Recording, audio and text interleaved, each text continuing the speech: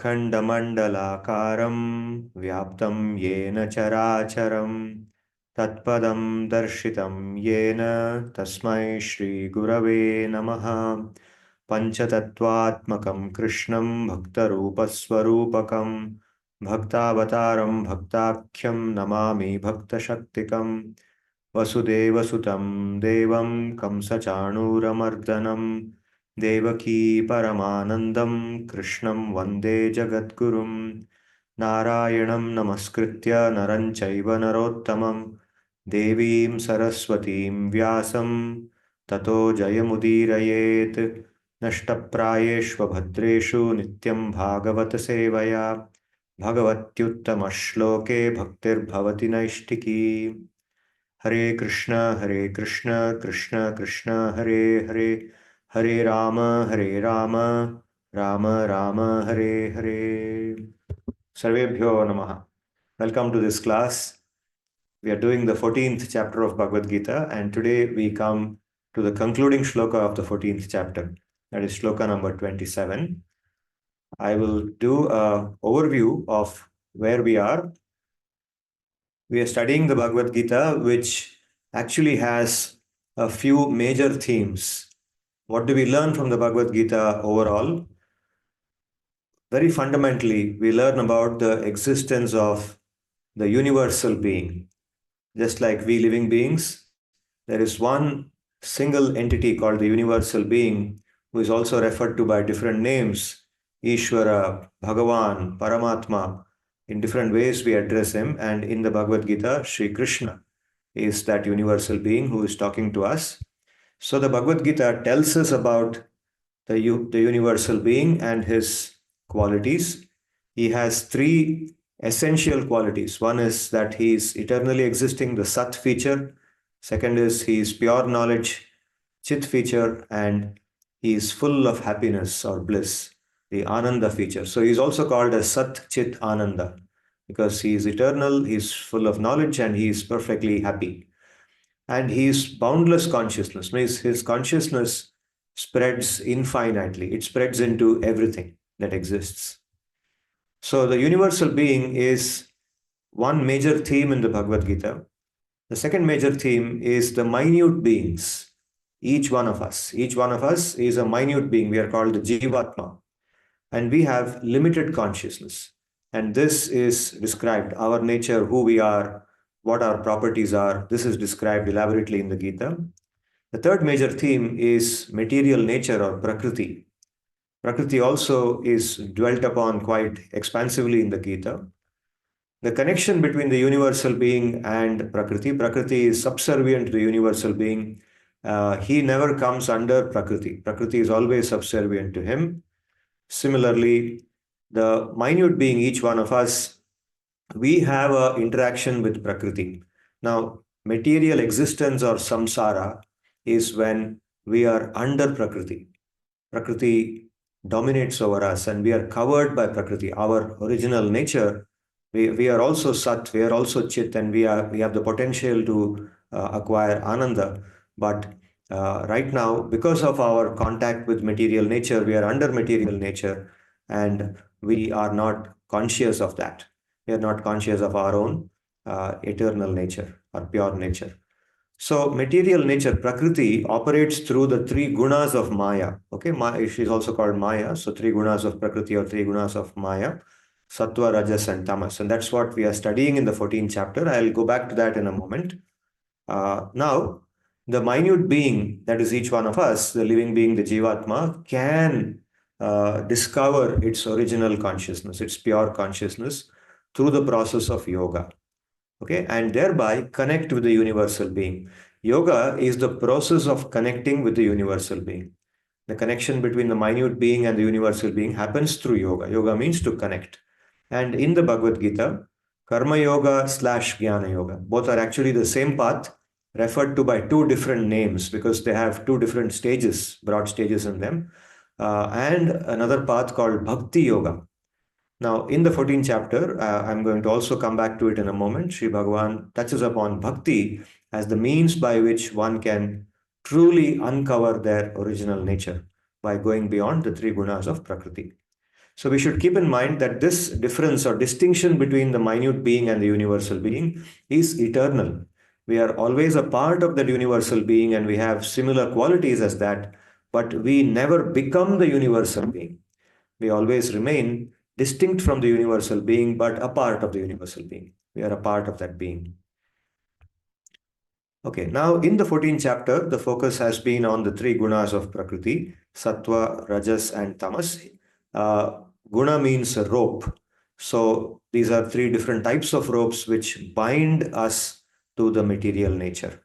And in the 14th chapter, these themes came out. Sri Bhagavan's Prakriti operates using the three gunas. All of us in this material existence are under the influence of the gunas. The three gunas together bind us to material existence. Then the influence of the gunas is present at all times, but at any one time, one guna dominates the other two on each of us.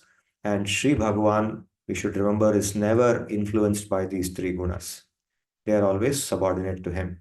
Then we discussed about the symptoms of the influence of the gunas on us. And we talked about four dimensions along which we can talk about these symptoms: the purpose and goal of life, the mental state that we experience, our outward orientation, and our personal likings. We said that in the state of sattva, which is the state that is the best among the three of them, sattva, rajas, and tamas, there is a sustained sense of purpose, there is calmness and peace, there is inner contentment, there is high clarity of thought, concentration, etc.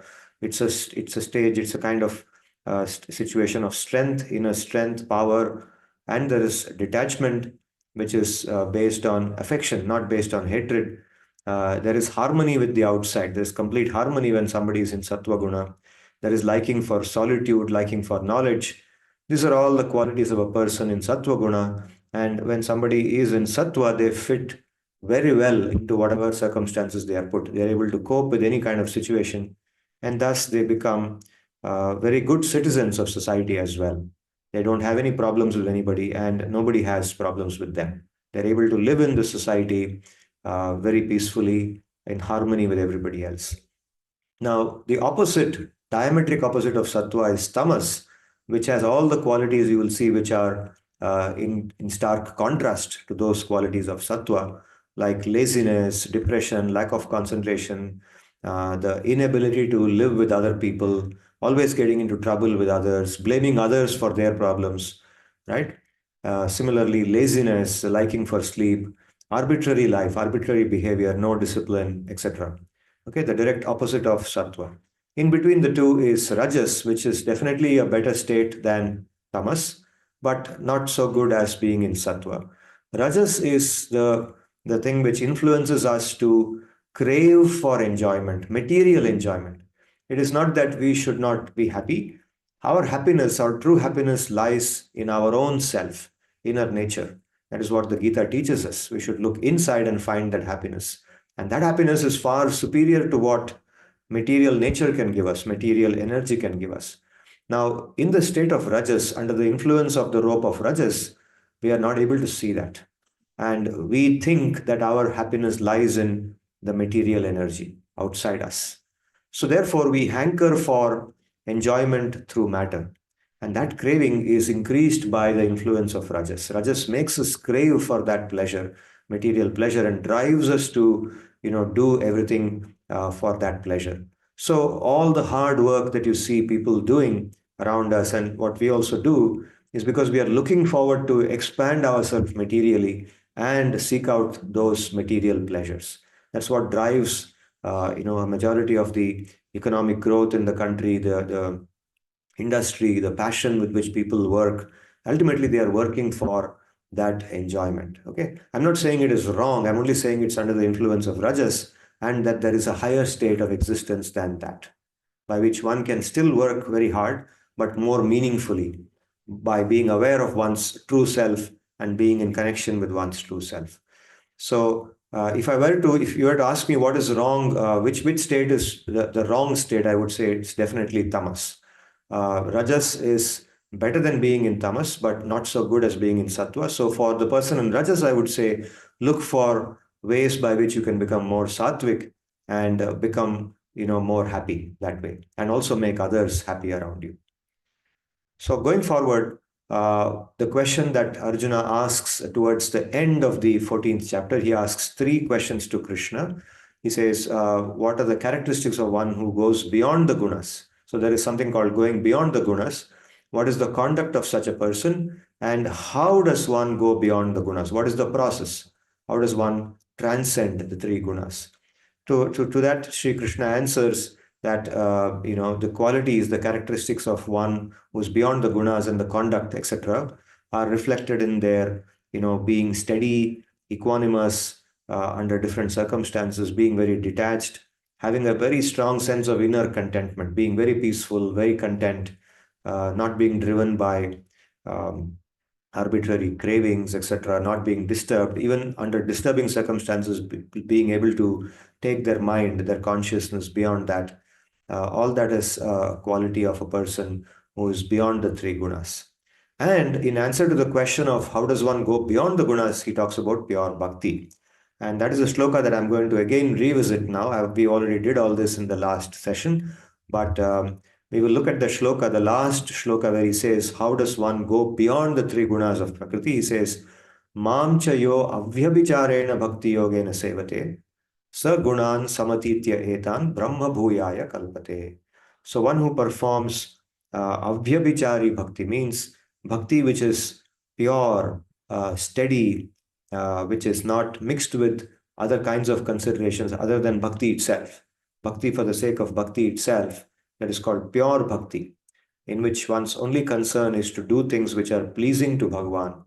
Anukulyena Krishnanushilanam, that is Uttama Bhakti, which is free from the desire that I should get something in return for myself, right? Such a person gets the best return. And what is that best return? That eternal realization of the pure self in bhakti and that pure happiness that comes in bhakti. And in that state, that person does everything. It's not that that person then becomes inactive. No, that person continues to live in this world just like anybody else, but with a different mentality, a mentality filled with love, with detachment, with inspiration, always feeling inspired to do one's duty and please Sri Bhagavan, and to also talk about things which can help other people elevate themselves in a similar manner and become free from their misery as well. So here, what does this shloka translate as? Sri Bhagavan says, one who serves me exclusively through the process of bhakti yoga, that is not transient but steady, goes beyond the three gunas of Prakriti and becomes eligible to experience Brahman. So in this shloka, he uses the word becomes eligible to experience Brahman, right? So what does this word Brahman mean? Brahman is nothing but another term used to refer to that same Bhagavan, that same Krishna that we are talking about, Bhagavan, that universal being, Brahman, Paramatma, Bhagavan. These are different terms used to refer to that person.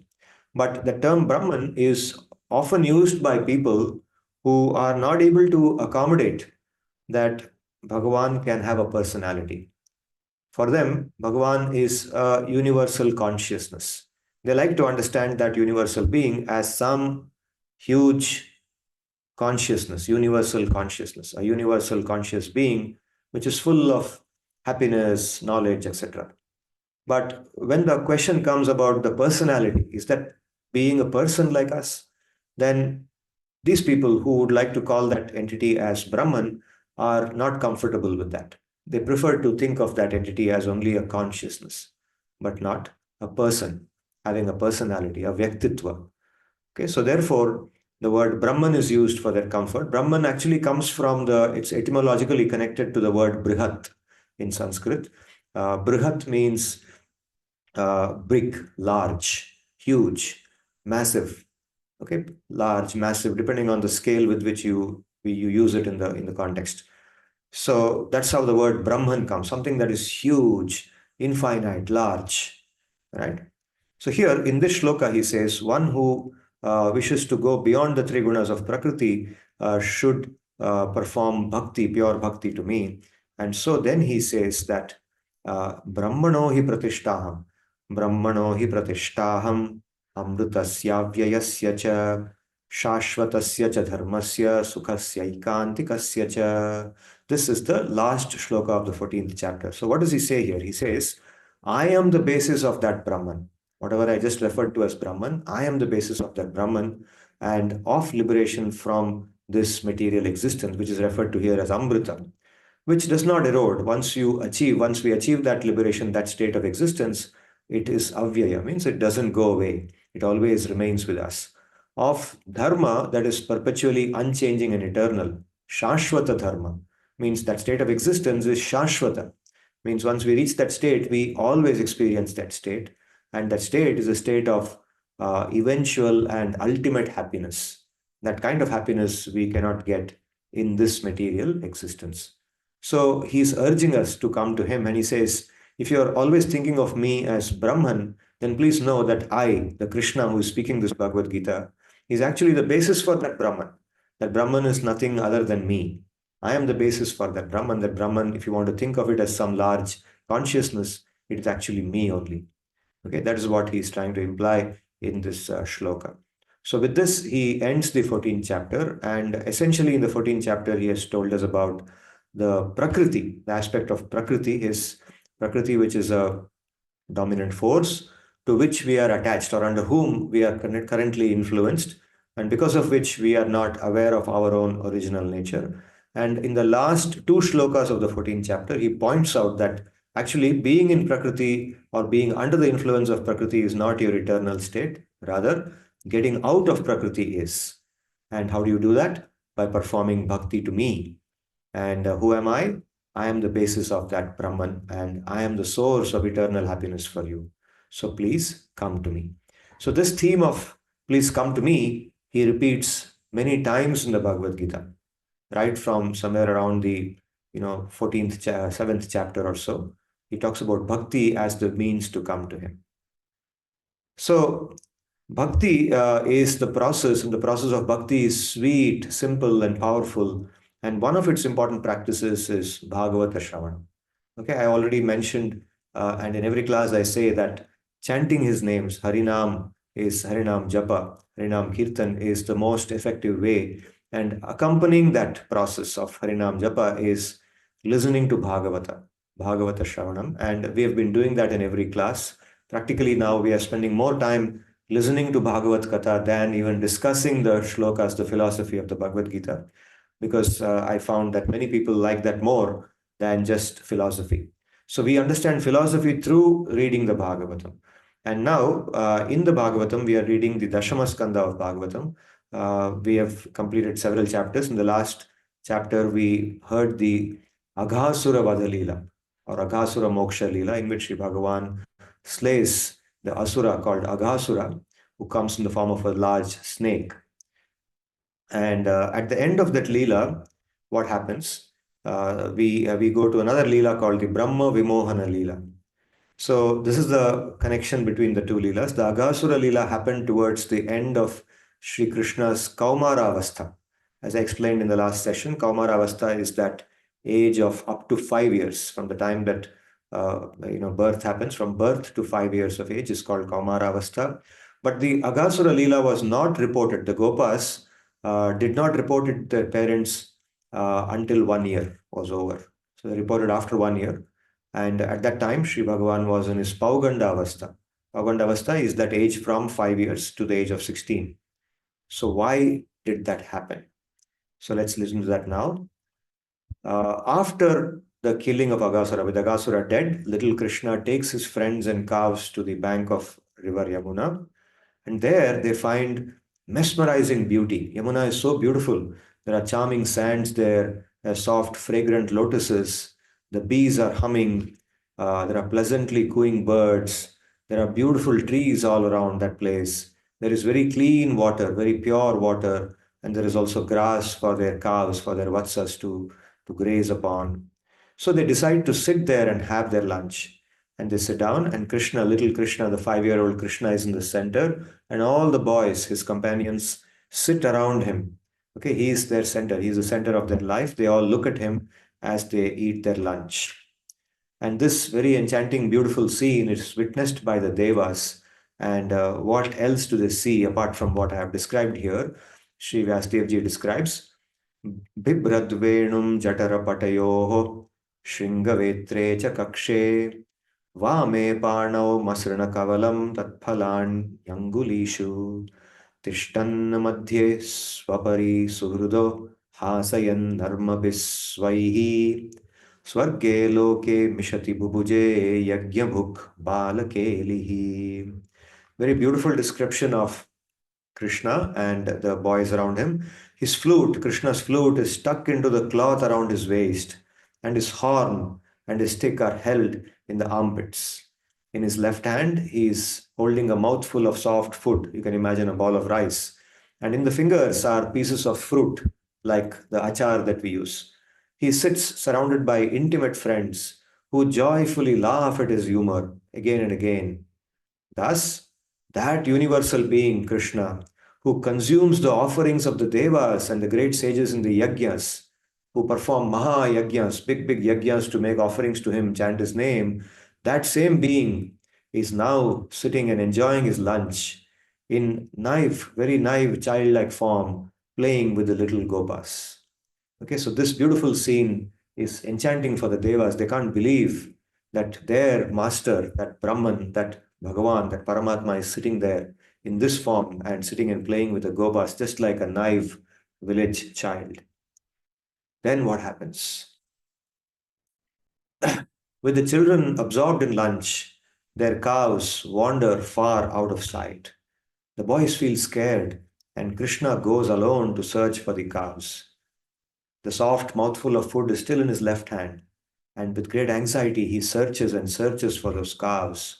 He searches on the mountain slopes, the caves, the thickets, the forests. He looks everywhere he can, but he does not locate them. Where on earth have they gone? Now, Brahma, Lord Brahma, Sri Brahma, he was actually awestruck when he saw little Krishna's glorious Aghasura Moksha Leela. Actually, he did not directly witness the Leela, he heard from the Devas. The Devas who witnessed it went and reported to him that, this Leela we just saw, Sri Bhagavan performed this. He's a little village boy, he's playing with his friends, and even in the middle of that play, he did this massive thing which we did not know how to do. So Sri Brahma is eager to see another enchanting Leela. He wants to see it himself. So he decides to play a little prank on Krishna. He takes away the calves when Krishna leaves to search, and then the boys also.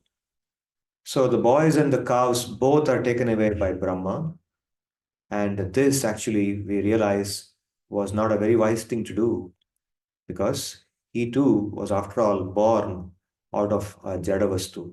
Sri Vasudevji observes this in the Bhagavatam that this is something that we should not ever think of doing, playing a prank on Sri Bhagavan. Now, that privilege is given only to the residents of Gokula, those little boys. They play with him, they perform pranks with him, but just because they're playing pranks with him, we don't think we can do that. We don't assume the authority to do that thing. But Brahma tried that and then he learned a lesson. So, what is the lesson that he learned? We will see now. It is said that, there was something that he did not know before he realized. So, Krishna returns from the search, and now when he comes back, he has not found the cows, but he finds the boys are also missing. And he starts searching for them. Where have the boys gone? He does not, at that initial moment, realize that Brahma has taken them. But very soon, he understands everything. Because after all, he is the universal being. So he decides that now, okay, this is what has happened. So let me make all the mothers happy. Okay. Because he realizes that if I go back home without the boys and the cows, the boys' mothers will be obviously very unhappy, and the cows also will be very unhappy. The mothers of the cows will also be very unhappy. And therefore, he says, I will do something by which the mothers will be happy, and even Brahma, who has taken them away, he will also be entertained. Let me entertain him as well. So what he does, he manifests himself individually as each of the numerous calves and boys. And he does it with perfection that nobody else can do. Every little possession, all the numerous possessions on the bodies of the boys and the calves, he manifests himself as those possessions. So that the boys' appearance, their moods, their behaviors, in every little detail, is exactly like the original. Every manifestation that he creates there is exactly like what it was in the original boys. And they go home, Krishna and all the manifestations of himself, all the Krishnas, they go home, and each boy and each calf goes to their respective mothers, just like the normal boys and the calves would do. So the mothers, they receive their boys. I've put everything within quotes here to communicate that it's actually not the boy, but Krishna, who is in the form of that boy. So the mothers receive their boys with great eagerness and embrace them with love, like they would normally do. But now the milk from their breast is flowing. It's sweeter than nectar. It's more exotic than wine. Sri Vasudevji describes this. And it's oozing from their breast. They're eager to feed their children. And day after day, this continues. Every day, these boys, along with those calves, go out and then they come back. And when they come back, these mothers, they bathe their sons, they dress them, they decorate them, they feed them like they do every day. And the cows, just like the human mothers, they feed the gopis, they feed their gopas. The cows also, they lick their calves with great affection and they feed them their milk. And the love for their child multiplies day after day after day for one whole year passes, and they don't know that it is actually Krishna whom they are feeding.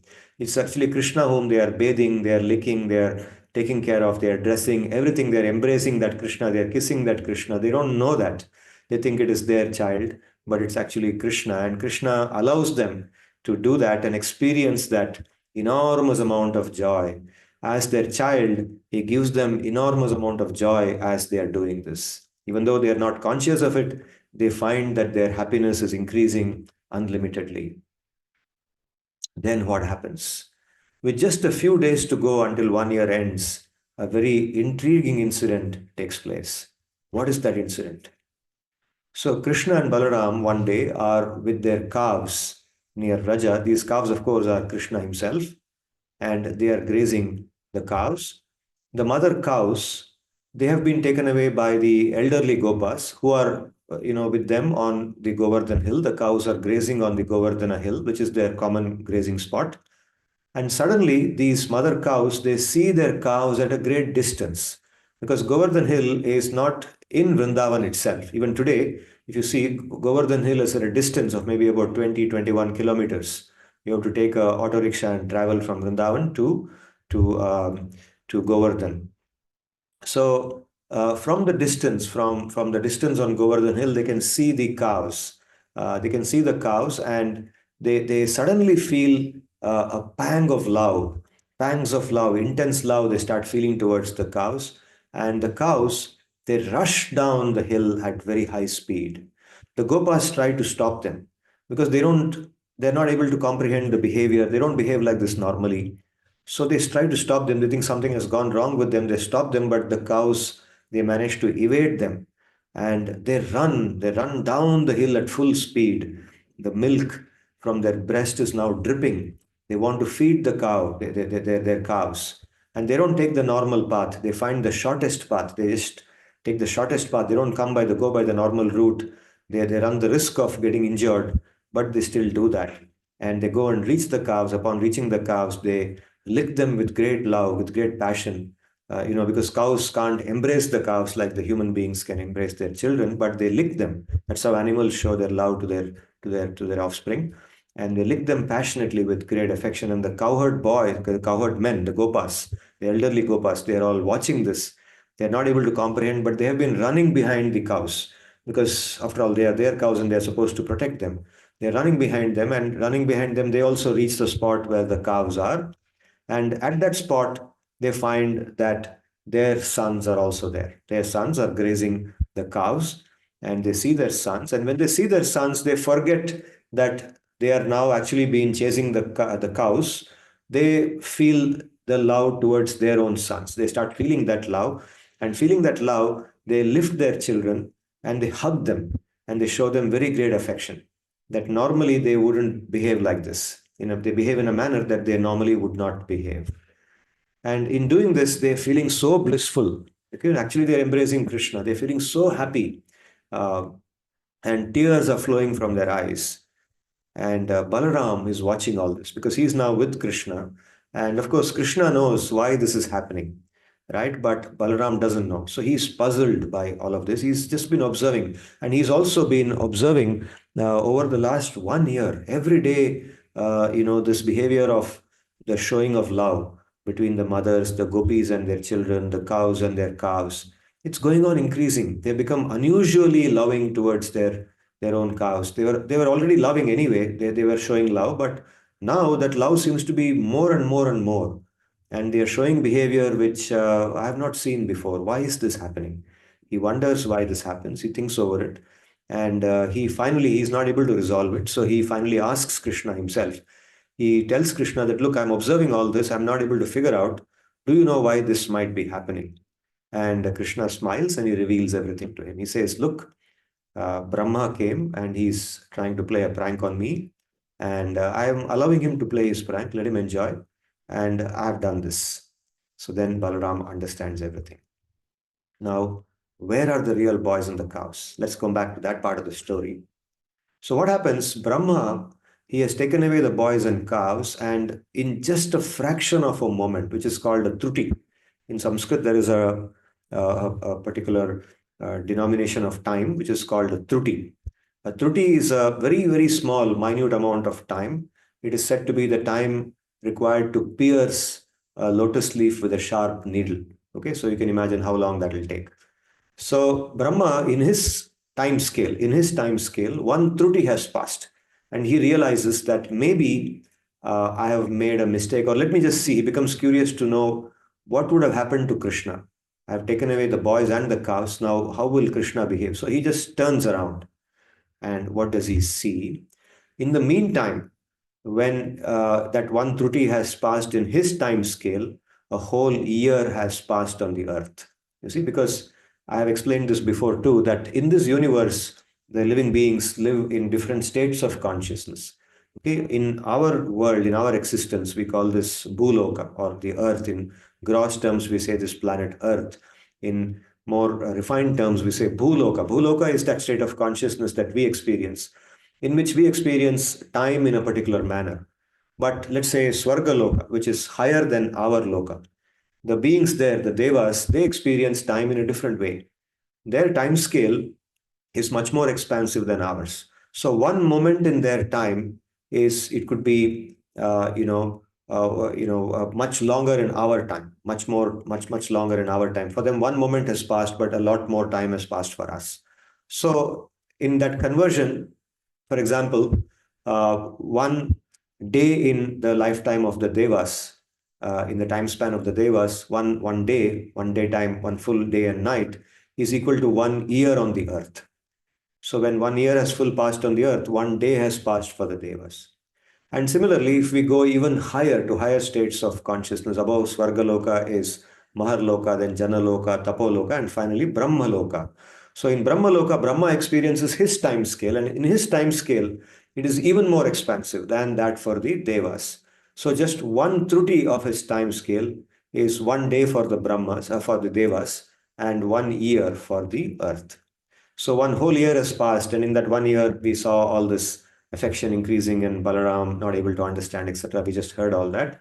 And when Brahma returns to Vraja in that one truti, this whole year has passed. And what does he see? He sees Krishna, the same Krishna, playing with the same boys and the cows, just as he was 1 year ago when he decided to take away the boys and cows. So he sees the same boys and the same cows, and then he wonders, well, these boys and cows, I just took them away and they are sleeping under my Maya. How come they are here? What is going on? And then he sees both the sets of boys. He sees the boys playing there with Krishna with the cows, and he sees the boys sleeping there under his Maya, the cows also. And he's not able to figure out which of them is the one that I stole and which of them is the others. He can't distinguish. They look exactly alike.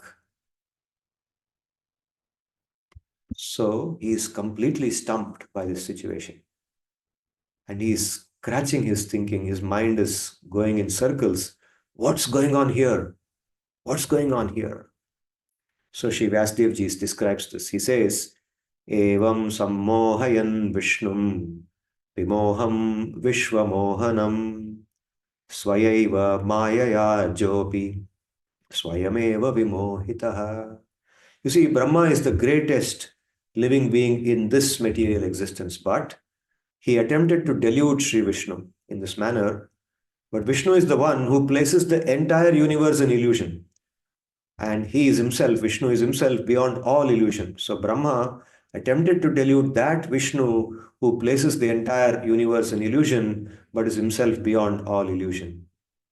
As a result, not only did Brahma not succeed in doing so, but ended up deluding himself by his own Maya.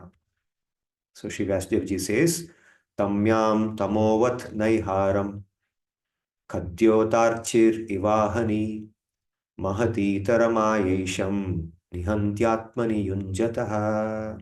He says, the blinding by a mist is ineffective in the darkness of the night, and the light of a firefly is ineffective in the brightness of the day. Right? In the same way, one's illusory power, if applied on a great personality, has no influence on them. Instead, only destroys one's own power or influence. It makes one helpless. One should never, never try to do that. What happens then? As Brahma is watching, all the boys and cows which are playing with Krishna suddenly turn into forms of Vishnu. And each of those forms has a Shankha, Chakra, Gada, Padma, and also a dark blue rain cloud complexion. Each of them has shark-shaped earrings, a crown, necklaces, ornaments, and forest flower garlands, has bewitching glances of the eyes, just like Vishnu, and the sweet, enticing smiles that Vishnu gives, and a tender, soft body like his body. Each of them is exactly alike. And with so many Vishnus, he sees several Brahmas just like him. There are so many Brahmas and so many other living beings, great sages, devas. They are all rushing to those Vishnus that he's seeing and worshipping those Vishnus, chanting Vedas, etc. They're falling at his feet. He sees all this. And he then also sees that each of those Vishnus is nothing but that little Krishna who was playing with those cows and those boys and those calves just a moment ago. Each of those Vishnus is just that little Krishna. And he's not able to make sense. He's completely speechless when he's watching all this. He's stupefied. He's frozen. His thinking is completely frozen. He's not able to make sense. And now Sri Bhagavan suddenly withdraws that Maya that he has exerted on Brahma. And then when that Maya is removed, Brahma sees the original Vrindavan as it is, the beauty and the pristine purity of Krishna's Vrindavan. And Sri Vyasdev describes this. He says, Yatra naisarga durvairaha sahasan rimrgadayaha mitrani vajita vasa dhrutaruttarshakadikam. Vrindavana is the place, Sri Brahma sees, where natural enemies, including human beings and animals, coexist in peace like friends. There is absolutely no enmity, hatred in Vrindavan. Sri Krishna, who is also known as Ajita, that's his name, stays in this place, in Vrindavan, which is free from afflictions like anger, thirst, hunger, jealousy, and so on. So Brahma sees all this and Tatrodvahat Pashupavamsha Shishuttvanatyam Brahmadvayam Paramanantamagada Vatsan Sakhiniva Pura Parito Vichinvat Ekam Sapani Kavalam Parameshtya. And even as he is watching this scene of so many Vishnus and that changes into Vrindavan, and in that Vrindavan, he sees that supreme non-dual Brahman, that same Krishna whom he saw earlier. And this Brahman, now he has realized, is endless in dimension, infinite in consciousness. He is moving about like a little cowherd boy. He is searching desperately for his cows and boys, just like before when he went to steal those cows and boys. The same Krishna is searching. and in his left hand, he is holding that same lump of soft food. The same scene he sees again. When he sees that, his mind is blown, completely blown. So, in great haste, he gets down from his swan, almost jumps down from that swan that he's riding, and he falls before that little boy and starts offering prayers to him with great humility and devotion. So, this lesson for Brahma is a great realization that one should not try to interfere with the natural bhav in which one is placed in their service to that universal being. Like I said in the beginning of today's class, uh, the living being, that is us, each one of us is a living being, and we have that eternal connection, that potential to eternally connect with Sri Bhagavan, that universal being. But that connection should not be done in an artificial manner.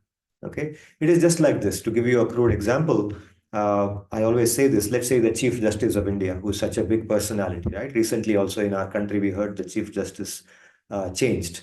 Um, and such a great personality in the country, how do we behave with him? Suppose we were to interact with him, then how would we behave with him? Now, we should not think, okay, I saw him behave with his children in some way. Okay, now if somebody goes to their house, you can see that the Chief Justice's own children may behave with him in some way, very informal way. For example, the child may climb onto his lap, or maybe go climb onto his shoulders, may slap him, may say that, "Oh, Papa, you are such a fool. You don't even know this much," or "Papa, you are such a cruel fellow. I don't like you. I'm not going to talk to you anymore." Okay. Now the child will interact with its father in some very informal, friendly way. And then looking at that, suppose I am watching it and I come to the conclusion, oh, this is how you can behave. I can also behave with the Chief Justice of India like this. You can see he's also behaving like that. So tomorrow I meet the Chief Justice in the court, then I go and slap him. Okay, what will happen? Right? I'll be in deep trouble if I do that. Now, there is a way that I should behave with him. I'm expected to conduct myself with due formality and respect, right? So, and I should allow him to dictate to me the way in which I should conduct myself with him, right? If he expects me to sit somewhere, I should sit there. If he expects me to stand, I should stand. And I should offer him that courtesy because he is such an important personality. He has achieved that position. It's a respect for that position and the personality who has achieved that position. So now this is just a crude analogy to help explain that we should not imagine. In the last session that we had last Sunday, somebody asked this doubt that people think of themselves as mothers of Krishna, that Krishna is their child. Somebody thinks of Krishna as their husband. Okay, they will then give the example of Mirabai. Okay, Mirabai used to think that Krishna is my husband, so I also think Krishna is my husband. Somebody else thinks, Yashoda is thinking that Krishna is her child. So I'm also like Yashoda. I think Krishna is my baby. I'm feeding that baby milk and I'm doing this, I'm doing that. Now, whatever it is, we should be very, very cautious, extremely cautious. Bhakti is not an artificial process. It is not a process of imagination. We don't imagine that we are that. Instead, it's a natural process. It's a natural process of purification. The focus that we should have is on purifying ourselves by coming in contact with Krishna, by his message, coming in contact with his message, with his devotees, with his bhaktas, like our guru. And through them, we learn how to purify ourselves. That should be our focus. Our focus is not on trying to become Krishna's mother or Krishna's wife, etc. Our focus is on purifying. Our focus is on our anarthas, the hatred, the jealousy, the impatience, the intolerance that we have, overcoming that, becoming pure at heart, right? Purifying our mind and elevating ourselves in our consciousness. And once we become pure, Sri Bhagavan, when he thinks that we are naturally qualified for that, he reveals himself. He reveals himself how we should relate with him, right? And by the blessings of our Guru, we are able to get that eternal relationship in which respect is always the most fundamental element. Respect is the most fundamental element which we never transgress. So just by looking at the way that the Gopas in Vrindavan or the Gopis behave with Krishna, we should not think that we can also behave like that. And our focus is on purification, and through purification, we elevate our consciousness and we experience that eternal pure happiness which we are entitled to. This is the message of the Bhagavad-gita, and we are now reading the Bhagavad-gita in conjunction with Bhagavata. Thank you for giving me an opportunity to speak all this to you. I hope that you are able to relish it as much as I did. Now I look forward to your questions or your comments. Good evening, Professor Udit this side. Yeah, good evening, Udit. Yeah. My question is that you are saying that if there are 10 years passed on Earth, then in Devlok we have 1 year that has passed, and maybe just a moment in Brahmalok. And since when Brahmaji took away the children and the cows to Brahmalok, and Vishnuji already would know about this, or Krishnaji in this case would know about it, and that's how since he knew that this is going to happen, he created those forms on Earth itself, and they lived happily for those 10 years until Brahmaji realized. So my question is that does Krishnaji know, or is there a lok above Brahmalok where he resides, and does he? I mean, if there is, let us say, 10 years passed in Brahmalok, maybe just 1 second is passed in that particular place. Yeah, true. So Krishna Lok, Vaikuntha is beyond time. Brahmalok is subject to time. Time Kala. Kala is a material energy. Brahmalok is under that material energy. It also is subject to time, and that's why it has an end. It's not eternal. But Vaikuntha, where Sri Bhagavan resides, that is beyond time. And so the way that we experience eternity there, it's known only through experience. We only hear about it in the Shastra. We cannot imagine it. Mentally, we cannot imagine it. But yes, it is beyond Brahmaloka's time scale. Okay, okay. Sure. That's all. Thank you. Yeah.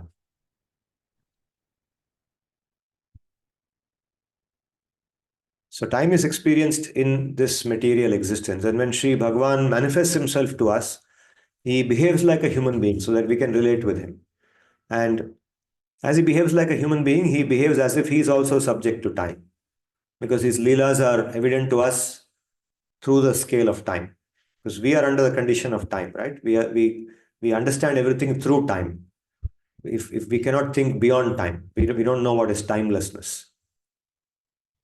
So therefore, Krishna also behaves like that. He conducts himself according to that. Okay, okay. Thank you, Professor. So the process of elevating our consciousness is not difficult. The process of bhakti, which I am referring to now, is actually an easy process. It's a process of purification. It's a process of simple commitments made on a daily basis. And we experience the progress as time passes. So it's not difficult, and it's worth doing it from my personal experience. Sir, Pranam Akshat here. Yes, yes, Pranam. Sir, just a couple of questions or thoughts. The first one, and I'm sorry if it's a very simplistic question, but do we ever worship Lord Vishnu in his direct kind of form? Yeah, there Okay. are many places where Vishnu is worshipped standing with four hands. Okay. I've seen such deities. Okay, because that's what I thought. Whether he's, whether we worship directly or it's always in his avatars that we, worship him. So that was one question. And Okay. sir, the other, in terms of the distinctions between sattva and rajas, so sometimes I personally feel. I mean, I don't know how correct it is, but uh, uh, when we think that we are kind of actually fulfilling the qualities required for sattva, I kind of one may call it like an imposter syndrome or whatever, but you feel as if you're kind of doing it because you're not able to get the material, let's say, success that you're actually that actually maybe is something that you wanted at one point of time, and there is some amount of a grapes are sour feeling wherein you are trying to convince yourself that what you're doing is actually sattva, and you're kind of moving away from everything, and the results don't matter, and the material things don't matter. So how do we make that distinction wherein we get the confidence that what we are pursuing in terms of sattva is actually that, and not something wherein we are just kind of fooling ourselves, and where we don't end up in a state where we are not actually doing sattva and we are not doing anything worthwhile materially either. Well, if you go back to the symptoms, I'll take you back to the slide so that I can answer your question with more clarity. Sure, sir. It's a very good question. It's very relevant because introspection is essential to this process. Very, very important. Introspection is looking inward. Introspection is the means through which we look inside. And very often, the answers are inside. Nobody from outside is able to answer us. We find our answer inside. So you can see here, these are the symptoms through which we can assess whether sattva is influencing us, or rajas is influencing us, or tamas is influencing us at different kind of situations, right? So if we find that the mind is disturbed, it's not stable, we are not able to think clearly, etc., then there is an influence of tamas in it. When we find that there is strong craving, even though, for example, one of the symptoms of rajas is that attachment, that craving for something which we want to have, even if we know that it is not worth it, it is not going to contribute to us eternally, but we want it at that moment. That craving comes very strongly. And then we know that rajas is acting on me now. And because of rajas, I'm being driven for that. I know it is bad. If I were to stand apart from myself, I can myself say that it is not the best thing for me, but I still want it. So that is the influence of rajas. So sattva is when there is complete inner peace, at least for a few moments. Like in the morning, you get up early in the morning one day, right? And you take a walk when the sun is just rising, the cool breeze, the sounds of birds, there's not much other sound. There's a lot of peace everywhere. You feel the sattva there. So, at that point, at least you will not be having very strong craving for the kind of things you might want at some other time in the day, like in the evening or night when tamas and rajas dominate more. So this is how we look. Now, this being a class, you may not be able to share anything personal with me, but if you wish to, then we can discuss more closely as well in a call or something. Sure, But sir. through introspection, we are able to judge using these symptoms like this. Understood, sir. Thank you so much. But does your question also pertain to whether we should do our duty or give up our duty, etc.? Is it in that direction? Yes, sir. That is also in terms of, to some extent, sir, in the sense, there is also a fear. There is also a fear that, you kind of, if you kind of get too much into this, you just end up taking an easy way out and saying that, I don't have anything to do with all the responsibilities, and I'm just going to move away from everything. And yeah, so Yeah. it comes across more as shirking and cowardice, rather than actually kind of struggling and I know. fulfilling things. I relate with that because I have been through it myself, and with a lot of introspection, I try to resolve it for myself. So I'll give you a general answer. The answer is this: that we should first begin with our own purpose in life. The fundamental thing is, what is my goal in life? Ultimately, one day I have to die, right? Everybody dies at the end of their life, however long I live, but death is certain. So when I am dying, when I die, or at the point of death, if I look back on my life, what do I want to say I have achieved? Right? What is that purpose I should live for? Right? If you're able to get clarity on that purpose, and again, when you decide upon something as the purpose, you should ask, why should that be the purpose? Should that be my purpose, or should my purpose be something else? Now, if you are able to relate with what Bhagavad-gita is saying, the Gita is giving us a real lofty purpose, and that purpose is to revoke, or rather, you can say, uh, revoke our material nature and revive our original nature. Okay, so on the one hand, you're revoking our material existence and reviving our original consciousness, that pure consciousness. It's what the Gita gives as a goal of life. Okay, so now reviving that original consciousness does not require us or does not want us. Not only does it not require us, it's like saying it requires us to be engaged in our responsibilities and duties. So if we are keeping that purpose in mind and engaging in our duties, then things will be in sync. So for example, you are now having a family, you have a job. So you ask the question, why should I do this job? Look at that job from the perspective of that ultimate purpose. Is it required for me to do this job to achieve that purpose? Or can I achieve the same goal by doing another job as well? Is it required for me to do this job to give my family members a comfortable life, a safe life?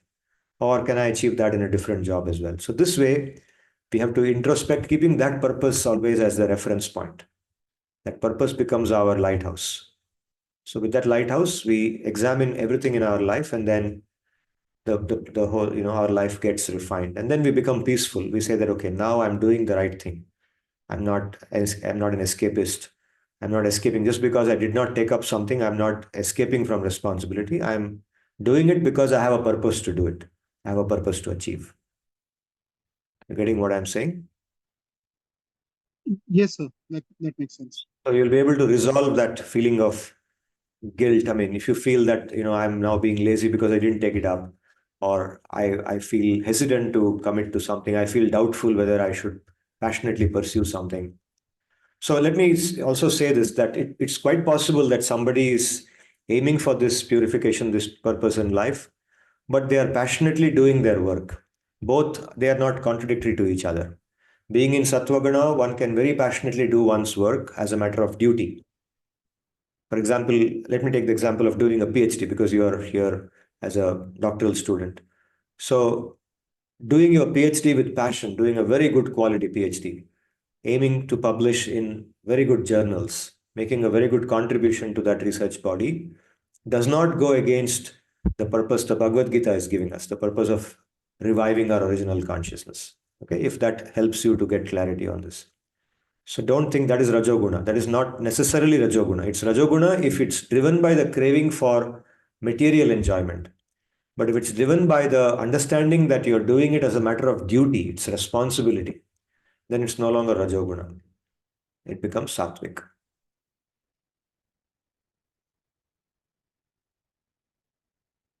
Okay, so I've said a lot. Understood. I hope I have not confused you. Not at all, sir. Very helpful. Thank you so much.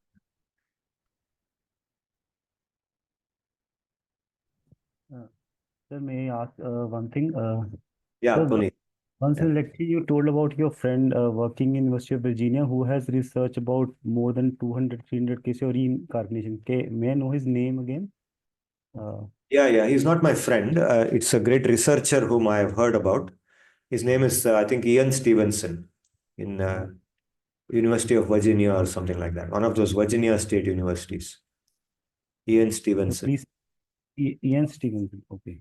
Yeah, that's the name that comes to my mind now. Please Google on it. You can Google on it right now as you are listening to me, and see if you are able to locate his website. I want Puneet to do it, not anybody else, because Puneet asked this question. So Puneet, just do it now and tell us. He's, I think, from what I read about him, some 3,000 cases of reincarnation he discovered. He's written books on them, several books, papers. Ian Stevenson, Canadian American psychiatrist. Yeah, I got it. Right. Is it, which university is it? Which university was he associated with? Just have to find it. Just a minute, sir. It's one of those Virginia State universities. Yes, United States, Virginia. Yes, sir. He's no more right now. Yeah, he passed away recently. He was Is that alive until 2007? recently. Yeah. February 8, 2007, he died on this day. Mm. University of St. Andrews and no, sorry. Occupation is University of Virginia School of Medicine. Right. So he was very much recognized. So you see, the Western world is not antagonistic to our philosophy or our ideas. They're very open to it if we are able to show them in a systematic way, the logical way, that there is truth in this, not just claim that, we have something great, but actually show them logically that there is a lot of sense in what we are saying in the form of papers or research like this. Ian Stevenson, he doesn't come out of India. He comes out of, like you said, Canada or the US. And he has himself, out of his own interest, he figured it out. And he published all this, and he has now created a path for other researchers to follow. More people want to do research on reincarnation now. He's given a base for that, right? Thank you, sir. So it is possible now to bring out a lot of this truth through our own research, our writing. The Bhagavad Gita is full of very relevant material knowledge that we can actually systematically bring to other people, our society, to our students. So when you are compiling your book,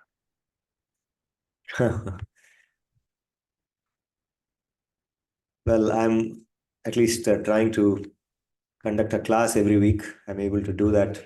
I should thank you people for taking interest in attending the class. That motivates me to do this.